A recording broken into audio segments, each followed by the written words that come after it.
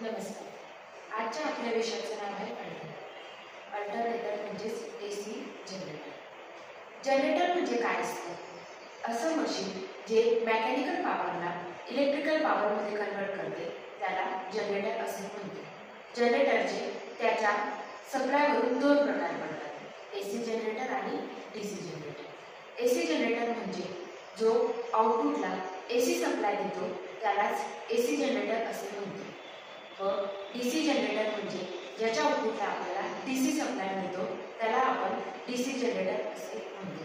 तर आज आपण एसी जनरेटर म्हणजेच अल्टरनेटर याविषयी पाहणार आहोत.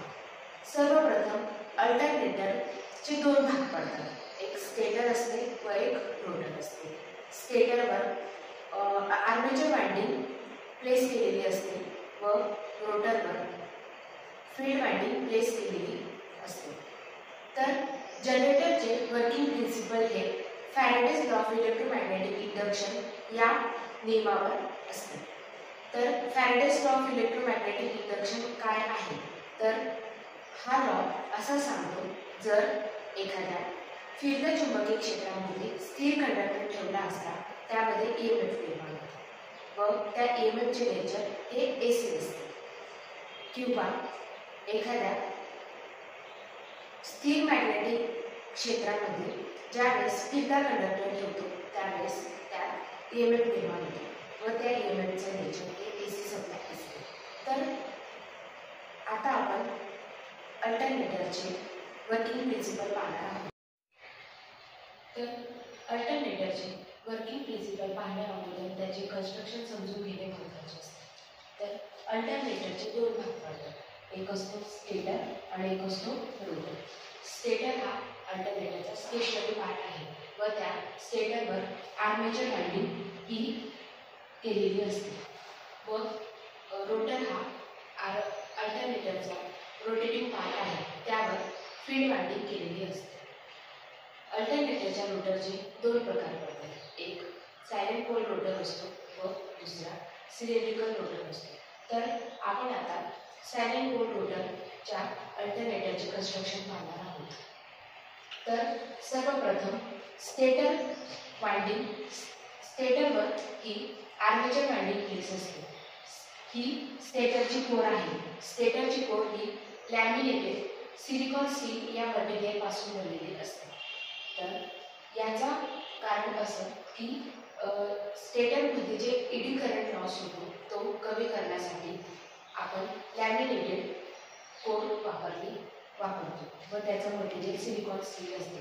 कारण सिलिकॉन स्टीलची परमेबिलिटी हाय असते व तो कोरमध्ये कमी रिलक्टन्स पाथ हा प्रोव्हाइड करतो. रोटर हे इथे सायलेंट पोल रोटर आहे. सायलेंट पोल रोटरवर रोटरच्या पोल्समध्ये डॅम्पर वाइंडिंग केलेली असते.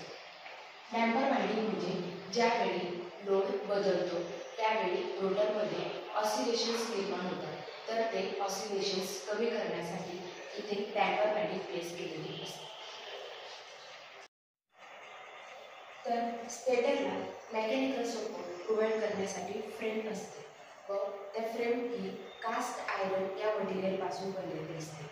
छोट्या अल्टरनेटरसाठी ती कास्ट आयरन या मटेरियलपासून बनलेली असते व मोठ्या अल्टरनेटरसाठी ती वेल्डेड स्टील या मटेरियलपासून बनलेली असते. तर विद्यार्थी मित्रांनो, आताच आपण नुकतंच अल्टरनेटरचं कन्स्ट्रक्शन पाहिलेलं आहे. तर आता आपण अल्टरनेटरचे प्रकार पाहूया. तर अल्टरनेटरचे प्रकार हे त्याच्या रोटरच्या टाईपवरून पडतात. अल्टरनेटरचे रोटर हे दोन प्रकारचे असते, एक म्हणजे सायलेंट पोल टाईप रोटर आणि दुसरं म्हणजे सिलेंड्रिकल पोल टाईप रोटर. तर सायलेंट पोल टाईप रोटर म्हणजे असं रोटर की ज्याचे पोल्स हे आउटसाइडला प्रोजेक्टेड असतात व त्या रोटरमध्ये जी तयार होणारी मॅग्नेटिक फील्ड असते त्या मॅग्नेटिक फील्डला जो एअर गॅप असतो तो नॉन युनिफॉर्म असतो. तसेच सिलेंड्रिकल पोल रोटरमध्ये हा जो रोटर आहे त्याचे जे पोल्स असतात ते अनस्लॉटेड असतात व त्याचा जो एअर गॅप असतो मॅग्नेटिक फील्डसाठी तो युनिफॉर्म असतो. सायलेंट पोल अल्टरनेटरची डायमीटर ही जास्त असते व लेंथ ही कमी असते. तसेच सिलेंड्रिकल पोल अल्टरनेटरची डायमीटर कमी असते व लेंथ जास्त असते. सॅडल पोल रोटरची लेंथ व डायमीटर जास्त असल्याने व लेंथ कमी असल्याने ते लो स्पीड साठी आपण त्याचा यूज करतो. तसेच हे अल्टरनेटर लो स्पीड ॲप्लिकेशन्स मध्ये त्याचा जास्त यूज होतो. For the prime mover for that alternator we use the water turbine. म्हणजे आपण प्राइम मूवर म्हणून वॉटर टर्बाइनचा यूज करतो.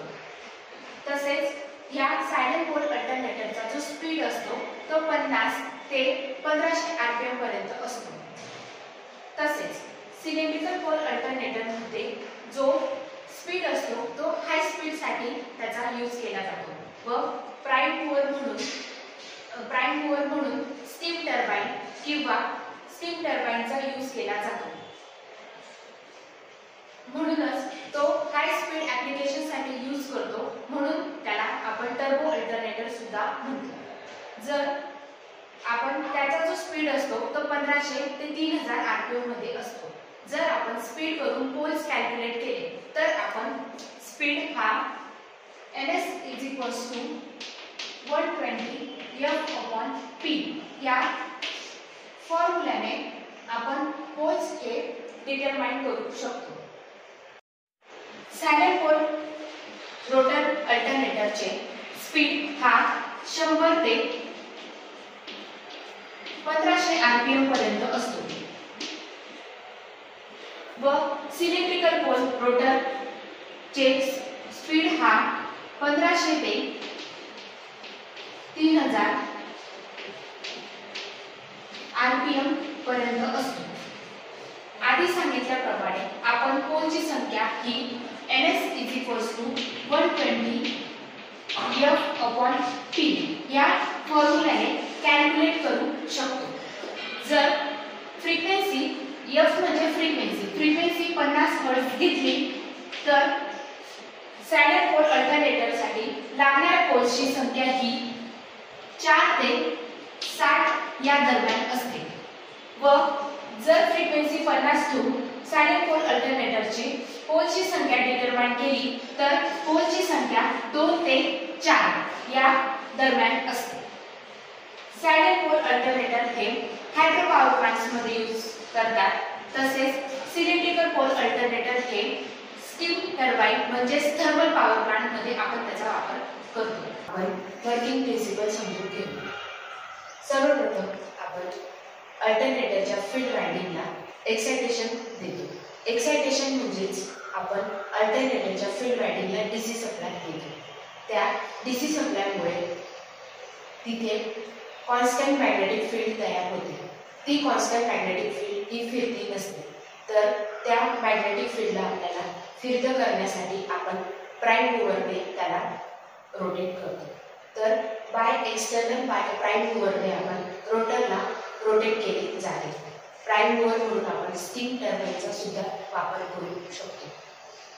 ज्यावेळी आपण रोटरला प्राइम मूवरने रोटेट करतो त्यावेळी ती मॅग्नेटिक फील्ड ही फिरती बनते व ती मॅग्नेटिक फील्ड स्टेटरमध्ये असलेल्या स्टेटर कंडक्टरला कट करते.